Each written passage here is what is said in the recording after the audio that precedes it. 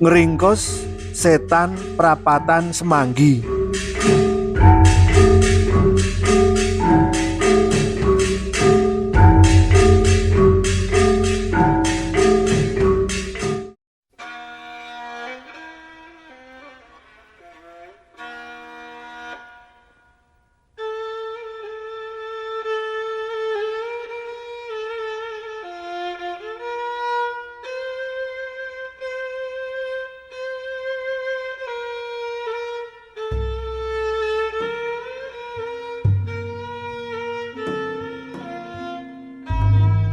Genta wesi sak ndhuwure Kori Brajanala Kasunanan Surakarta. Ditabuh muni ambal kaping 10. Den bayi. Asma komplite Raden Ngabehi Rana Dupa. Praga jam gandul saka kantongan klambi pengageme. Awujud beskap landung werna ireng janges. Cocok. Mangkono pangudarasane karo nyawang pandome jam. Najan kuno nanging jam bunder cilik cekli sing dipasangi rantai perak rinengga pasren siung aja kuwi durung nate rewel. Embuh kaping pira wae katut klebes kudanan lan ceblok tanpa disengaja. Eloke kok yo ajek urip. Mula kanggone dheweke jam gandul kang mawa gambar Makutha peparingane swargi sampeyan dalem susunan Pakubuwana 11. Rikala ngarepake surut iku dadi kaya dene jimat kemat.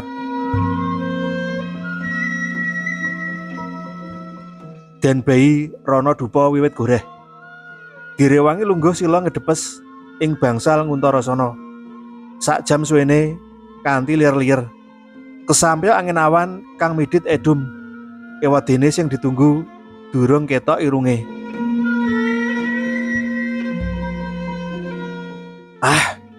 Gemblong.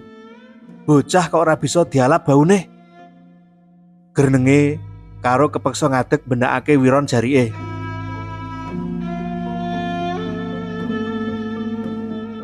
Kanggo nylamur sekele ati. Den bayi jumangkah lon-lonan. Panase srengenge ndungkap bedhug tengah hari. Ora kuwagang miyak rungkute gegodhongan sawu kecik kang tuwuh rengket ing sak ngarepe bangsal sasana sewaka. Saengga pelataran dalan ngarep dalem ageng kraton Kasunanan sing diuruk wedi saka pesisir segara kidul. Kadya karepet dawuh iku tetep tumrecep anyep diambah sikil lawaran. Meh wae Raden Ngabehi Rana Dupa mutung arep kondur kedadak tekane salah sijine abdi dalem Mercu Kunda nglarapake pisuwane sak wenehe pawongan.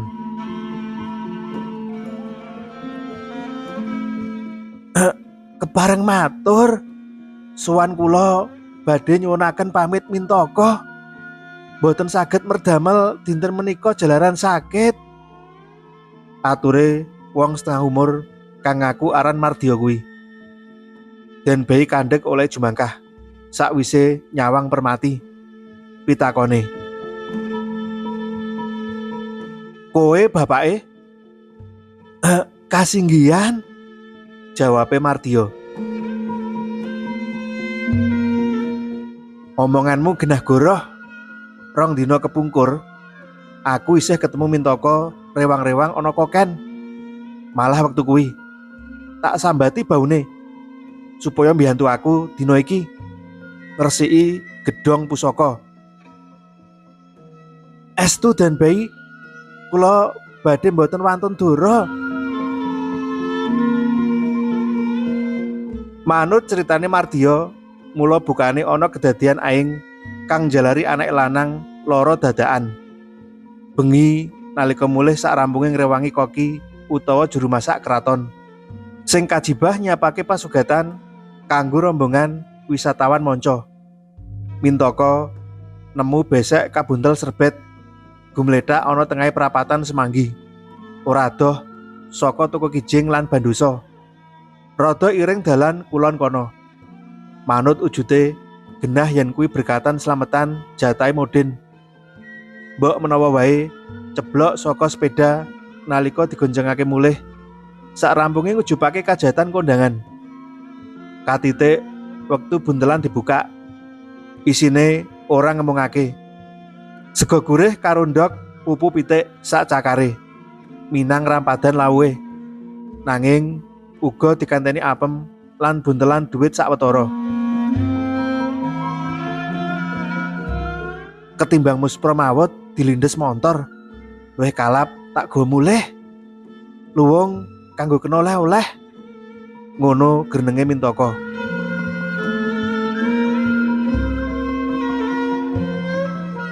Teko jog ana ngomah, bojone sing wis turu ngringkel ngeloni susane ragil dibrengkal tangi. Karo dudah-dudah gawane. Mintaka ngajak Tinah sisihane sing isih kriap-kriyip ngancani mangan. Rak lumayan to Nah, nggo pancal kemul. Bareng besek dibuka. Saebo kagete Mintaka. Pupu apa dene cakar pitik kang sadurunge geleng-geleng diweruhi dheweke. Liwat sunare neon halogen pojok perapatan mau. Saiki malih dadi protolan epek-epek bayi klumut getih setengah jendel. Sakliyane kuwi apem dalah duwite uga musna. Gantine ana saren mentah gondo basin lan buntelan godhong garing. Mintaka ambruk ngeget karo bengok swara kami gilanen.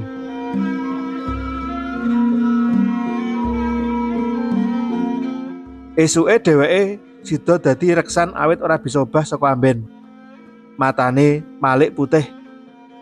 Awake sak kujur panas banter. Apa meneh obat puskesmas resep dokter wae ora tumama. Jarene Pak Mantri Mintaka lara angin kasep.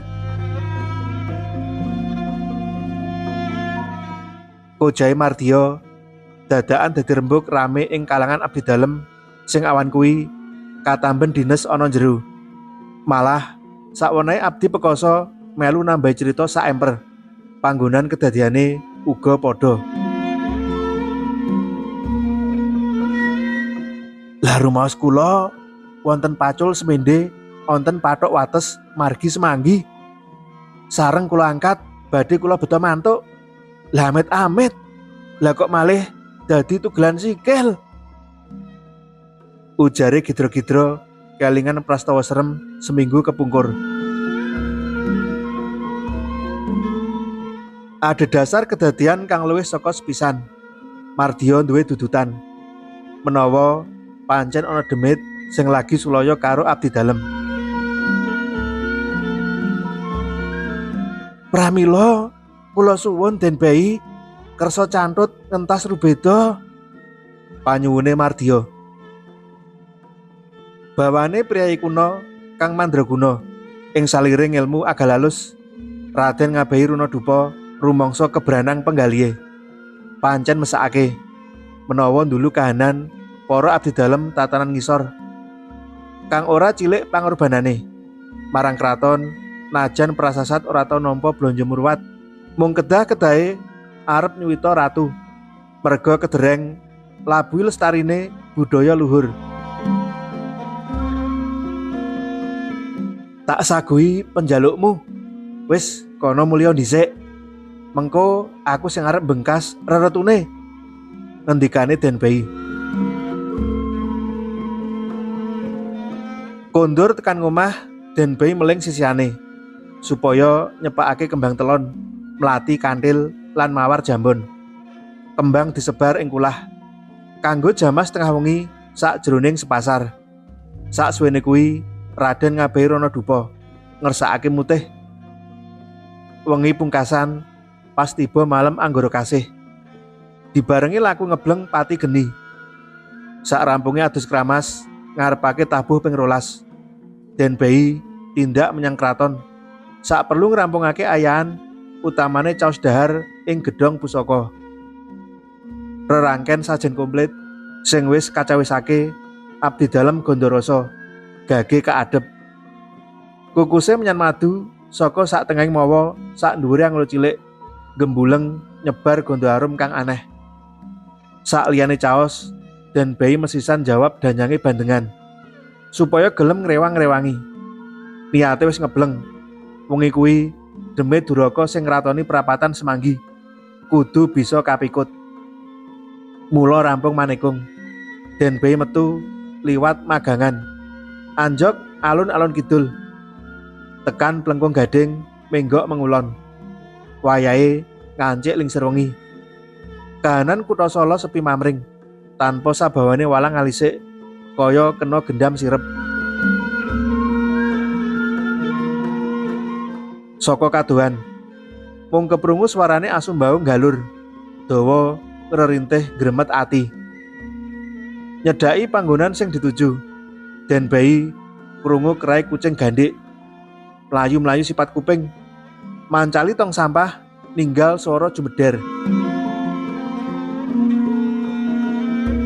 Sakwise kasil noto ati, cepet-cepet dheweke weruh ana barang dawa kaya bedhil gumlethak sak tengah ing lurung. Genah yen dudu duweke punggawa polisi sing kecicir nalika lagi ngganglang patrol.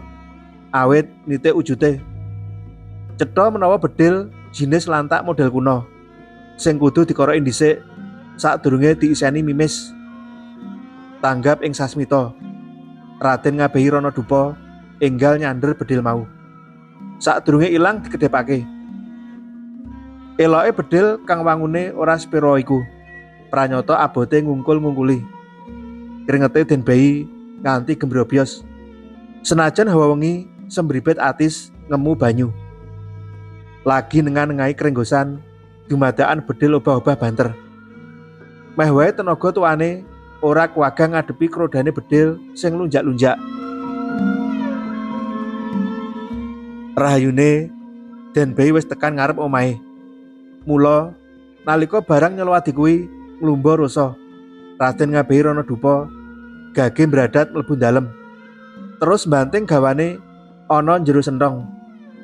Sisihane sing sadurunge diweling wanti-wanti, ora wani nyedak mundhak ngreribeti. Nalika bedhil jemebruk tiba ana jrambah, dadakan ilang wujude malih dadi keblak putih sak asu gedene. Kanthi swara gragrug medeni kaya babon kelangan kutuke. Keblak grangsang wani.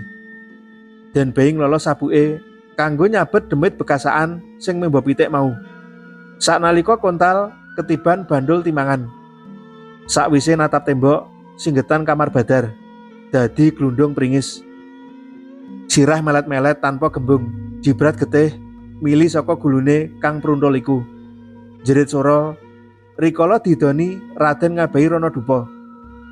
Rupa ngegilani mau pungkasane malih wewujudan saemper krambil glendra-glendra mrana mrene karepe dhewe. Kanggo nyempurnakake pakaryan Den Bei ngunus kerise. Krambil dicandak wani, terus diselumbat pecah dadi loro. Isine krambil gage diparut nganti mentek kari nyisake cikal meh kari setangkel kang terus disunduk ing pucukan keris. Demit sing wis ora mawujud kuwi sambat ngaruara. Aduh Den, kula nyuwun pagesangan. Badan kula ampun dijuweng-juweng kados maketen. Wel, awakku kari secuwel. Krungu sesambat iku, Den Bei isih kober guyu. Yo, kowe bakal tak lilani urip. Nanging nganggo syarat. Sepisan, jabutan teluhmu marang Mintaka. Kapindho, aja wani-wani ganggu gawe meneh. Kaping telune, kowe arep ndak larung ing Bengawan Grogol. Goleka papan anyar kang durung diambah manungsa. Panyentake Raden Ngabehi Ranadupa. Wiwit kedadian kuwi, prapatan Semanggi sing maune kondang angker saiki dadi aman.